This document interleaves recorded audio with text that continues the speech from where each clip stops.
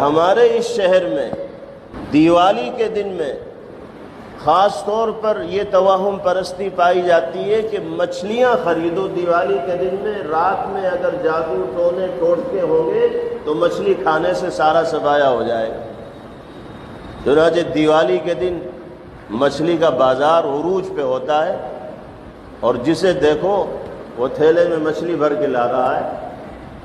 ٹھیک ہے، مچھلی آپ سال بھر جب چاہیں کھا سکتے ہیں، لیکن اس سوچ کے ساتھ مچھلی کھانا کہ اس سے جادو ٹونے اور ٹوٹکے کا علاج ہو جائے گا، اسی کا نام توہم پرستی ہے، جس سے بچنے کی اللہ نے بھی تلقین کی اور اللہ کے رسول صلی اللہ علیہ وسلم نے بھی تلقین۔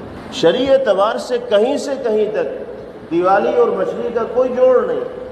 اگر بالفرض جادو ٹونا اس رات میں ہوتا بھی ہے تو اس کے اثرات سے محفوظ ہونے کے لیے تو سب سے مؤثر چیز اللہ کا کلام ہے۔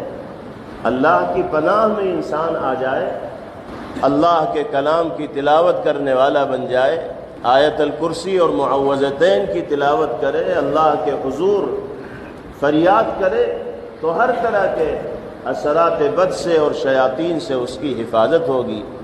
اس طرح کا کوئی کام کرنے کو تو ہم تیار ہوتے نہیں۔ قرآن کی تلاوت کرنا،